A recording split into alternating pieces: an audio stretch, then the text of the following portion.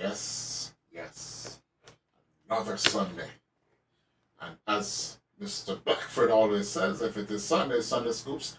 Good afternoon, good afternoon, good afternoon. Welcome to another edition of Sunday Scoops. And we almost talking about today's date, but... But seriously, we've been over the past couple of weeks. When I say seriously, because then it means that you're taking me for a joke. And I mean, I like that. But why party gets so half the time I want them to laugh or cry. So sometimes you talk something where if I rum with a man, I'm be an alcoholic by this time. So me have to kind of or more rum in your rum stream now where you are already. My father was a serious submarine, Always underwater. Always underwater. So the whole nothing against me. But and as we open the pages, for the past couple of weeks we've been looking at, some the legacy side of Jamaican music. And today we want to take that a step further by putting the spotlight on a man who has been a big part of the development of Jamaican music. More than 50 years in the business. We're talking about none other than the Honourable, and we have to put on him tag on it, Byron Lee. Now, Byron Lee, he was accorded the Order of Jamaica in 2008, just a few weeks before he passed away. But depending on who you talk to in the music business, especially in those developmental years, there is a lot of vilification out there regarding Byron Lee. Artists, musicians, whomever. But the one thing that you cannot discount is the fact that he made a humongous contribution to the music. And so today we want to use the program to sort of peel back the layers of this onion and leave you, the viewer, the listeners out there, to form your opinion, right? Certainly, from what we have gleaned, Byron Lee had an influence, a big part. And so you're looking at somebody who came into the music in the era of the R&B and the blues. People think they talk about ska and so on. And then, he was foisted because it wasn't his choice into this, the ska era and the development of ska. And then more importantly, in the years between that, he became more involved in the business side of the music. And so that is what we want to focus on in terms of the career. Our job is not to point fingers at anybody, but to try to present the facts and then make you, the viewers, the listeners out there, form your opinion, or at least provide you with a little bit more information to inform whatever position you're operating from. Yeah, so today, the average Jamaican or person in the Caribbean, when they say Byron Lee, they automatically think Jamaica Carnival and some good nice soca tune. True. For those of you who don't know, and just because of the man's middle name, I'm going to say it. Because when you're there in Jamaica and you have these kind of middle name, and then talk about vilification, But he was born in Christiana, Manchester, place where I come from, as Byron Aloysius St. Elmo Lee. I think there's a movie called St. Elmo's Fire. Yes. You know that his parents were looking, well, it's a name from the period. Aloysius. Yeah. Now, his mother was a black woman. People don't need to know that too, because they come from, what you call the place, God? Octon Betty. Octon Betty in a St. Elizabeth bush. Yeah, that's a maroon name. And his father was a Chinaman. Chinese, right? Chinese. All right, you are the translator, man. China, me know it as. Father was a Chinese man. Did I say it right, sir? Yes, sir. Okay. From Hong Kong. I come all the way from Hong Kong. And his father came into the Caribbean. And you know, they say once you go black, you can't go back. You can't go back. He had a little taste of the thing, and it looked like it woke him good and couldn't go back to China. But his role though was to help. His father came here to help teach the Chinese children, who were multiple Chinese youngsters now born in Jamaica, but they couldn't speak English, and so he had a little goodish English. And he basically taught translation. Remember, Hong Kong was at the time a British territory. Yeah, but his English was good enough. And then remember, a lot of Chinese came into the region in that late. Yeah, not just in Jamaica, but across the Caribbean. But they came to Panama specifically. There was a wave of Chinese who came in to help build the Panama Canal, and according to what we call it. The urban legends. Newspaper. The newspaper are more Jamaica side, but urban legend had it that the Chinese were more resilient to the typhoid, which was raging all the way down in Panama, which claimed thousands of lives. And so the Chinese came; they were more resilient, and as the canal developed, a lot of these Chinese decided, "Hey, I'm going back down to China," and decided to stay in the Caribbean. So that was his origin. And by age 8, his parents came to Kingston, and he moved into Vineyard Town, my good brethren Mikey Bennett. On the same street, it looked like him grew up on it was 3rd Avenue round of Vineyard Town there. And essentially what we call a middle class era. In them time, that used to be called Mountain View Gardens, not Vineyard Town, but Mountain View Gardens. And once it named Gardens, say we call like Beaumont Gardens. That was a pretty like fancy Gardens. area and thing. Well, Tivoli was an intention to be a garden. It became a bush place, and we would have a Spanish Macana. We can't, but that's different. Today we are talking about Byron. Serious because Byron Lee also have something to do with down at Tivoli as well, and we're gonna come to that. So he because of his orientation, as a half Chinese that could have passed on the other side of the color bar, it was easy for him to do a lot of the things that he would later accomplish. And so we want to use the program to sort of amplify some of that. One of the first music, he said he learned to play. He got involved in the music from very, very early. And, he built a bass guitar himself that taught himself how to play the bass and so on. And one of the reasons too is because that big bass that we talked about last week, upright bass, was a bit heavy to carry around. And he was one of the first people to bring a Fender bass. But even before we get to that, to God, because he went to St. George's College. Again, St. George's College was a school where a lot of Bakra picnic used to go at St. George's College.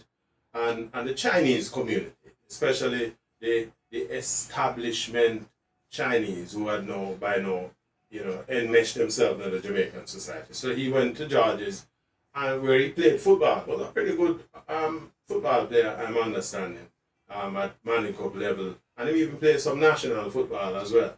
But in fact, in those early periods when he was learning the music, he got into the football thing and kind of segued to play some football. Looked like it never worked. Football never worked in Jamaica, in my opinion, period. And so he come back to what he loved, and in 1956, he formed this band called the Dragonaires. Which was named after his football team. The football team. Over to you, Mr. Big. Yep. And shortly after, 1959, 1960, they did a song called Dumplings, which was a cover version of this artist, blues artist, Bagley. That's what I mean? Yeah, big beer or something. So, Dumplings, 1960 version. I'm going to play the 1964 version, there were two versions. So here's the 1959, 1960. The improvisation that was done in this one was getting that and the scare. Because if 1959 there was no such thing as ska. There you go.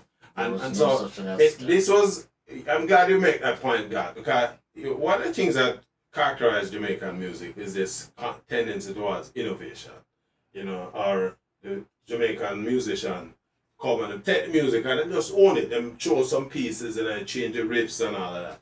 And you could easily see how this would eventually segue into ska, right? But one thing was clear, it had that sort of Caribbean flair that you get in, that a little bit of cha-cha-cha kind of thing.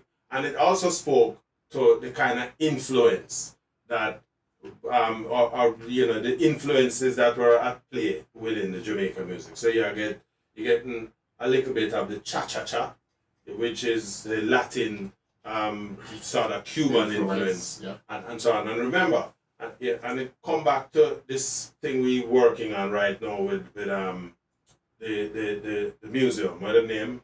Island Space. Island Space, where we can. I think we can boast a little preview about it, right? Yeah. Talking about an event coming up for Reggae Genealogy. Reggae Month Right. next year. And the name of the event will be Reggae Genealogy. Right. And so a very significant tracing of the origin of our music, and this is where the music is coming from. So you're getting that Cuban influence. So you can talk about Cuban influence, Ricky. Yes. Let me interrupt you real quick. Here's another song that was done with Buddy Davidson, Byron Lee Dragonaires, called Kissing Girl. It has elements of ska, and you can get a little bit of the cha-cha-cha in there, just to kind of frame what Richard was talking about. It's American rock and roll, right? Well, yeah, get some everything. Chuck Berry thing. Man. You get a little, and then you kind of hear the cha-cha-cha, the ska, which ska is like coming in. that introduction of, Right. So the ska is on the cusp. Important that way, we thought that he created this band, 1957, 56, 57, and the band, there were, a lot of the players were in this band came from Georges. This was, in fact, I understand that he had a band at St. George's College, or there was a band at St. George's College that he participated in.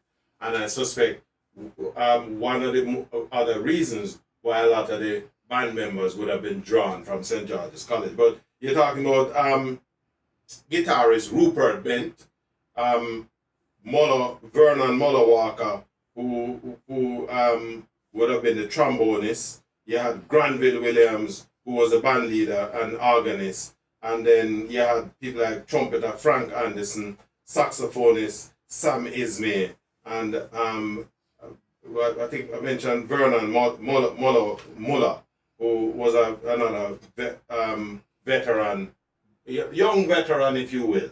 But this was the kind of environment that Byron Lee was coming up in, and so during the same period, Seaga had his own political ambitions. He said he met Seaga quite by accident. There was some little music thing going on, and he was there, and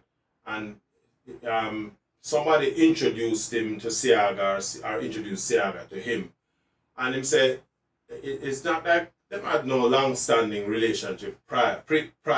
It was just that they connected at that point, and he said by this time now the ska music is kind of breaking through, because we're now getting into that 1960s period, and Seaga, who had an interest in this Western Kingston constituency, them time the Tivoli Nobilia, and him said Seaga was doing some work as an anthropologist of sorts, studying the music, the music from the era. And he said, on top of that, his own mother, because of our own African heritage, was very much into the African rhythms and so on. So the souls, the sheke and the jerry and thing.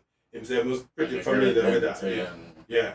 And he said, on the basis of which Seaga said to him, why this music a bust out down in West Kingston, and he wanted him to go listen to it. But he said Seaga, he detected that Seaga had an ambition of wanting to claim, and made us a quote where him said, because upon him deathbed him make them confession. Him said, when Siaga heard the music, Siaga said, come listen to the music. Because there's a good chance that we can do something with it. But at the time, the music not playing nowhere else but on the sound system. Because the radio, which would have been RJR at the time. Radio Fusion. Yeah. Which was piped, not broadcasted. Right. He said, you couldn't get that kind of music. And he said, moreover, the people who had the money to buy the music wouldn't be buying that kind of music because they're just who make it. He said, You have to put an up-down. yeah, he said, what happened that it was different because the riffs that the musician then play was kind of different from what them accustomed to as standard band, listening to big band and so on. And him go down there and him listen to the thing. And by this time now, people like where them name, it wasn't, well, a lot of the musicians who ultimately formed the Scatterlights were out there playing, and they have been in this environment for a long time, creating their own sound. And he went in, listened, and see our view was maybe we can get this music for go uptown, And so him now start to put together some pieces for himself. As you have mentioned, a lot of music was kind of some lick over tune and so on. But he was creating a sound now that was, and you can call it what it is. Whether you want to say, because music no have no exclusivity, not because you create it under yours. And so if you create something and somebody else see it and can take it to another level, and I want to say that this appeared to be what was happening at the time. Yeah, so it's even indicative in modern days, right. If you will. Diana King's song that Celine Dion did over. Right. She literally made more money giving Celine the rights to sing the song, which is all than when she made her own recording. Mikey Bennett talk about that and said sometimes you have an artist, you have a writer who is an artist themselves, but them can write a song and they can sing it And I can tell you another example. Mm-hmm. Mr. Telephone Man, written by Ray Parker Jr., never published it, never produced it, never did anything until Junior Tucker went to him and spent some time doing voice training, whatever. Right. And then 1983, Junior Tucker did a recording of Mr. Telephone Man, and it did pretty okay. And then New Edition went and did.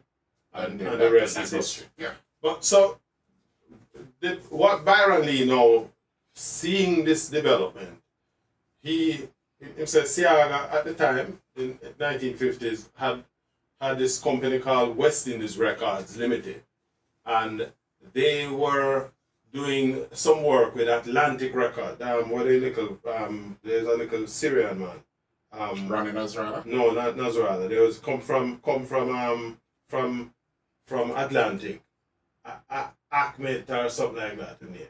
He said Siaga was pressing records at Atlantic and doing work through Federal Records, because West Indies Records wasn't a recording facility. It was just more a distribution and thing.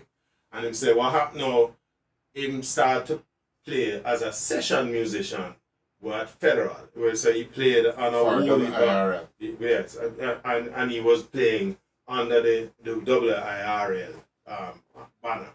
And Siaga, who had kind of made a breakthrough with Manio. Okay. Manio, him say Siaga saw the driving juniors. No, Manio was Higgs and Wilson. Right. And him said that's how Dumplings was produced by Siaga.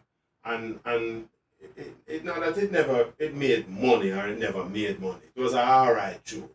But it said to Siaga, this guy have promise. Not necessarily because he was a great musician, but by virtue of his standing, because he got in contact with people like Ronnie Nasrallah, who would later run West Indies Records Limited. And there were a couple of other well-to-do Jamaican people though. And then at the same time though, Chris Blackwell was in Jamaica doing him like a thing. Chris Blackwell was basically a hustler still, right? And he might look for opportunities. and the music presented him with this opportunity. So he said, Manio went to England on the Blue Beat label, which was a Blackwell thing, and then Dumplings too. Although Dumplings was a lick over of a earlier R&B. Yes, it was not boiled dumpling. It was a fried dumpling. It was a dumpling you put in at the cold stove amongst the ashes and things. So it kind of stayed at the middle. But this was kind of what opened the door, and then because all of these well-to-do Jamaicans are there, kind of the 1950s is now turning into the 1960s. Siaga political ambition. Got rid of West Indies Records Limited to the same Nasrallah people there. And him say but Siaga still maintained his relationship with him because by now the ska is breaking through. Byron Lee had gone downtown, listened to the ska around a place like Bum, down which part have Tivoli in the Dongle area there. And over Trenchtown side of the youth, everybody had jostled for things. So this was that period when everybody have eyes on Jamaica, even the international community, because they saw that Jamaica was kind of a good jumping off point for the development of music. And so Byron Lee was there at this time. I know you have a tune on the lineup, so let me let you go. 2 songs in the couple of minutes we have left before the break. Frankenstein Ska, 1966, and the song that the whole marketing campaign and developing what they think, teaching people how to dance the ska, even though that's not how ska was danced. But even if we ever come back to it after the break. Listen, Frankenstein Ska, 1966, Byron Lee and the Dragonaires. And we're back. So Richie, you have something to tell. Yes, man, we have to always, we have to big up the people, especially our supporters. Not only here on Yaawd Media, but Yaawd Beats, and just always want to just take a minute. And those who come in on a Tuesday night. Well, listen, growing listenership, growing followership, and we want to say thanks. Now, for those people who are following us on Yaawd Beats, again, want to just use the opportunity to say thanks, to also invite you to visit either of our websites, yawdmedia.com or yawdabroad.com, and on behalf of sponsor yawdabroad.com, I want to just put this offer out there. Those of our supporters, followers on Yaawd Beats, if you're a contributor or if you haven't been a contributor, we're inviting you to become a contributor to the site. You have articles relative to the music, the issues we ventilate on this program in particular, especially if it's a Jamaica-centric thing. Nothing risky or too odious, but informative and culturally uplifting. And thought-provoking. And sometimes thought-provoking, yes. But we're inviting you to become a contributor. Now, if you become a contributor to our platform there, Yaawd Beats, and your contribution gets the kind of traction that puts you in the spotlight as our top contributor each month, you will be rewarded with a copy of one of these prints here we have on canvas. This is Coronation Market. You can't want nothing nicer than this. This is a good way to start a conversation at your home. This print is a print on canvas, 12 inches by 16 inches is the dimension, Mr. Big G. I hear you. I hear you. And again, this is another indicator. Now, remember, this is not, the prints are not exclusive to these two I'm showing you. Just want you to understand that this is what we are offering you, our subscribers, our supporters, especially those subscribers who are posting on Yaawd Beats, and inviting your own friends and followers to come to the site. So I leave in the ball in your court. If you're interested in a wider variety of art, these are prints, mind you, with a $125 face value, and you will be rewarded with one of these prints at no cost. All we will ask you to do is send us your information where we can send it and you're good to go. Right? But if you're interested in art, visit yaawdmedia.com and take it from there. Mr. Big G. Yeah, man, right. So you heard Jamaica Ska, along with Ronnie Nasrallah and Ken Lazarus, and all those other people put together that dancing scene as to how to dance the ska. And that song, is a very popular song, Jamaica Ska. And then you heard All in My Lamp and Sammy Dead by Eric Monte Morris. Right. Important again that we just put the conversation in perspective. Remember, as I said earlier, Byron Lee had gone down to downtown. We call it because West Kingston, right where we now have Tivoli and all that places. And on the invitation of Siaga, he got down there and decided make I give a listen because according to Siaga, them boy play some bad tune, but the way them play the tune, uptown people wouldn't accept it. And so by this time now, the Scatterlights is now coming together. Jamaica has become independent, and him Siaga wanted to. He wanted a piece of the action, and he wanted to be appointed the Minister of Culture. This is the pre-election era, which is how come he extended the invitation to Byron Lee. And so when Siaga when the Labour Rights won the election in '62, and Siaga became Minister of Development and Planning, the culture would have been sort of included into that portfolio as well. And so, by which time Siaga gave up West Indies Records thing, the Nasrallah them acquired it. It would later become Dynamic Sounds. We'll talk about that in a second. But the right around this period, the ska is now big, and Byron Lee, realizing the opportunity that this is presenting, decided to put together his own ensemble and taking ska into middle Jamaica. So brown uptown Jamaicans and well-to-do Jamaicans.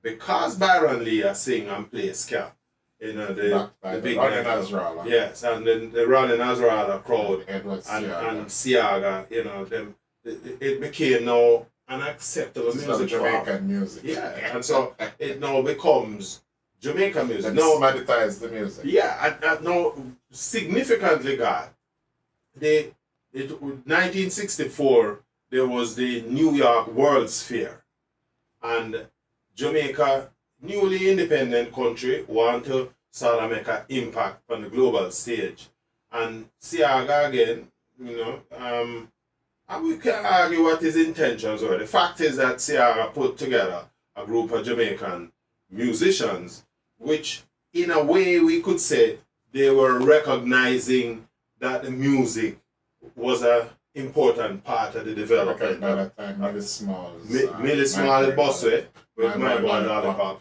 It's global. Desmond Dekker is doing his thing. Desmond is just started because Desmond actually, if you go back and look on it, Desmond, we're not the studio, 67. but that's 66, 67. But this is 1964. And so they decided to send some Jamaicans to the New York World's Fair, to the Jamaica Pavilion with the Jamaica Tourist Board. And we were going to market our new music, which is where, as you said, that fool that. We call it fool dance because nobody no dance like that post-ska. But them created this thing with the man of jig up and down and all kind of foolishness.